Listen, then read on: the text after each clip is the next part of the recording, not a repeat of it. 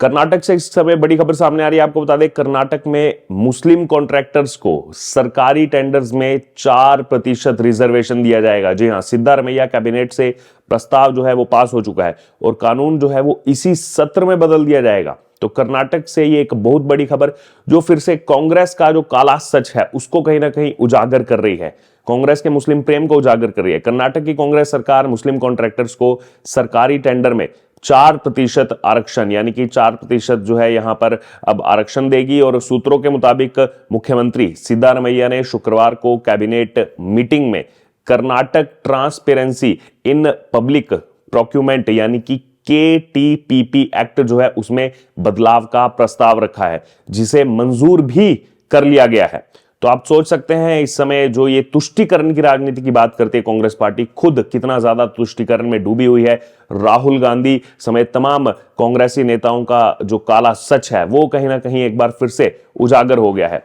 आधिकारिक सूत्रों के मुताबिक ट्रांसपेरेंसी इन पब्लिक प्रोक्यूरमेंट, जिसको KTPP का नाम दिया गया है, उस एक्ट में बदलाव का बिल जो है वो विधानसभा के इसी बजट सेशन में लाया जाएगा और विधानसभा से पारित होने के बाद कर्नाटक के जो सरकारी टेंडर हैं उन सरकारी टेंडर में मुस्लिमों को 4% आरक्षण देने का रास्ता जो है वो यहां पर साफ हो जाएगा। वहीं कर्नाटक सरकार के इस फैसले पर भारतीय जनता पार्टी के वरिष्ठ नेता और सांसद रविशंकर प्रसाद ने कड़ी प्रतिक्रिया जाहिर की है और कहा है कि भाजपा इसके खिलाफ है और हम इसका विरोध करते रहेंगे। सरकारी ठेकों पर आरक्षण पूरी तरह से असंवैधानिक यानी कि अकॉन्स्टिट्यूशनल है, अनकॉन्स्टिट्यूशनल है और सामाजिक पिछड़ेपन के आधार पर इसकी अनुमति दी नहीं जा सकती है। लेकिन किसी धार्मिक समुदाय को सीधे तौर पर आरक्षण देना बिल्कुल भी स्वीकार्य यहां पर नहीं है, बिल्कुल भी एक्सेप्टेबल नहीं है। वहीं कर्नाटक सरकार के बजट से जो है मुस्लिमों को क्या क्या फायदा मिलने वाला है आपको बताते हैं, आप चौंक जाएंगे। क्या क्या फायदा मिलने वाला है? इमामों को 6,000 रुपए मासिक भत्ता, लोक निर्माण ठेके में 4% आरक्षण, मुस्लिमों को विवाह के लिए 50,000 रुपए की सहायता। सुनते जाइए, अभी लिस्ट बहुत लंबी है। वक्फ संपत्तियों और कब्रिस्तानों के विकास के लिए 150 करोड़ रुपए। जी हां, जिस कर्नाटक सरकार के पास पैसा ही नहीं था।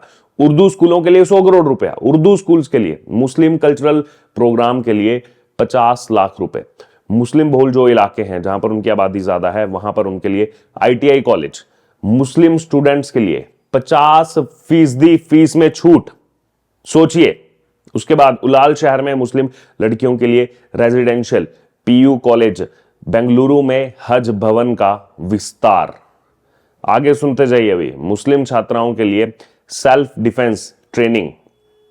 देखिए कितनी ज्यादा तुष्टीकरण की राजनीति यहां पर की जा रही है कर्नाटक सरकार की तरफ से, जिसमें कांग्रेस इस समय काबिज है और ये बाकियों पर आरोप लगाते हैं तुष्टीकरण का। कैबिनेट मीटिंग में जो 4 प्रस्ताव पास हुए हैं उसके बारे में भी आपको विस्तार पूर्वक बता देते हैं। पहला प्रस्ताव, 1 करोड़ रुपए तक के टेंडर पर आरक्षण।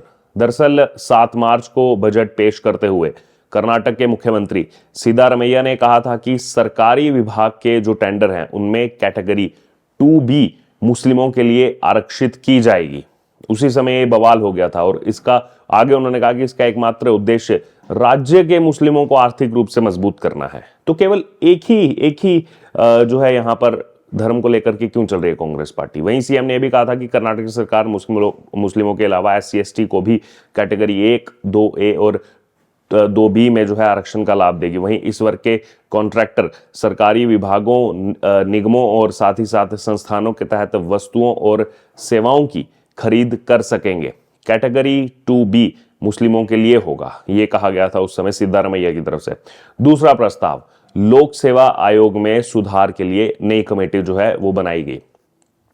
दरअसल कर्नाटक में कांग्रेस सरकार है और राज्य सरकार ने कर्नाटक लोक सेवा आयोग यानी कि KPSC में सुधार के लिए एक कमेटी एक्सपर्ट बनाने का जो है यहां पर निर्णय लिया है। इसके साथ ही कर्नाटक PSC सदस्यों की नियुक्ति के लिए जो है एक सर्च कमेटी भी बनाने पर सहमति जो है वो बनी है और सरकार के इस कदम का उद्देश्य जो है वो भर्ती प्रक्रिया को अधिक पारदर्शी और साथ ही साथ निष्पक्ष जो है यहां पर बनाना है।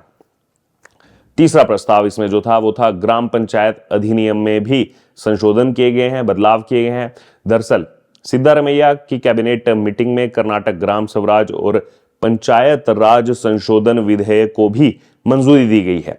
इससे पंचायत व्यवस्था को अधिक पारदर्शी और साथ ही साथ यहां पर प्रभावी बनाने की कोशिश जो है वो भी यहां पर की जाएगी। और इस संशोधन से ग्रामीण विकास यानी कि जो गांव का विकास है और प्रशासन जो है उसको मजबूती मिलेगी, जिससे स्थानीय निकायों की जो कार्यक्षमता है वो भी बढ़ेगी। और इसमें चौथा जो यहां पर प्रस्ताव पारित किया गया वो कृषि और बायोन्वेषण सेंटर को राहत देने का था। लेकिन सबसे ज्यादा चर्चा जो है वो सबसे ज्यादा चर्चा हुई उस प्रस्ताव की जिससे यहां पर आरक्षण जो है वो अब तक जातियों के आधार पर आरक्षण हो रहा था, वो सीधे तौर पर मुस्लिमों को और इसमें जो है आरक्षण देना, केटीपीपी में आरक्षण देना, कहीं ना कहीं वो जो तुष्टीकरण की राजनीति जो लगातार आरोप लगते रहे हैं कांग्रेस पार्टी पर, उसको फिर से उन्होंने जिंदा रखा है और बता दिया है कि बिल्कुल वो तुष्टीकरण की राजनीति यहां पर करते हैं। और जितने आरोप वो बाकियों पर लगाते हैं उससे पहले खुद यहां पर कांग्रेस पार्टी को अपने गिरेबान में जांग करके देख लेना चाहिए। केवल उनको मुस्लिमों का विकास चाहिए, आखिरकार ऐसा क्यों?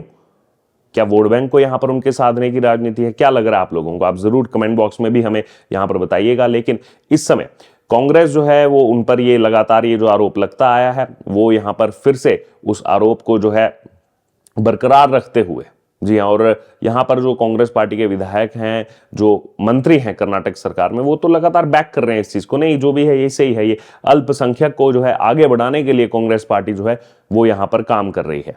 और इसी बीच भारतीय जनता पार्टी के नेता BY विजेंद्र की तरफ से प्रतिक्रिया सामने आई और उन्होंने कहा है कि कांग्रेस सरकार सिर्फ मुसलमानों को ही अल्पसंख्यक मानती है, अन्य जो अल्पसंख्यक समुदाय हैं उनको पूरी तरह से जो है कांग्रेस पार्टी नजरअंदाज करती है। और कई दशक पहले जो है मुसलमान अल्पसंख्यक थे, लेकिन आज वे संगठित हैं और आगे की जो है लाइन में खड़े हुए हैं, बड़ी संख्या में खड़े हुए हैं।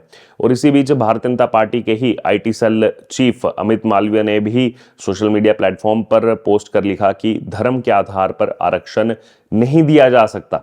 भारत में कांग्रेस की जो ये साजिश है ये कभी भी सफल नहीं होगी। और उन्होंने पूर्व प्रधानमंत्री डॉक्टर मनमोहन सिंह का भी जिक्र किया और उनके बयान का जिक्र करते हुए कहा कि सिद्धारमैया सरकार जो है उसी नीति पर जो है काम कर रही है और इस बजट के जरिए SC, ST और OBC जो है उनको और ज्यादा कमजोर किया जा रहा है। 9 दिसंबर 2006 को दरअसल पूर्व प्रधानमंत्री ने, जो अमित मालवीय ने यहां पर इशारा किया कि पूर्व प्रधानमंत्री ने कहा था कि देश के संसाधनों पर, रिसोर्सेज पर पहला अधिकार जो है अल्पसंख्यकों, आदिवासियों, महिलाओं और पिछड़ों का यहां पर होना चाहिए। ये जिक्र जो है वो यहां पर अमित मालवीय की तरफ से किया गया है। बहरहाल कर्नाटक से जो इस समय बड़ी खबर सामने आ रही है, इससे कहीं ना कहीं बवाल जो है काफी ज्यादा खड़ा हो गया है। बीजेपी जो है वो लगातार इसका विरोध कर रही है। आप लोगों को क्या लग रहा है इस तरीके से सीधा आरक्षण यहां पर जो दिया जा रहा है और कहा जा रहा है अपलिफ्टमेंट जो है वो मुस्लिमों की करने के लिए यहां पर ये सब किया जा रहा है, इसके पीछे कांग्रेस की क्या मंशा है? आपको क्या लग रहा है? आप जरूर हमारे साथ कमेंट बॉक्स में शेयर करें और बने रहें तमाम अपडेट्स के लिए द डिजिटल रिपोर्टर के साथ। धन्यवाद।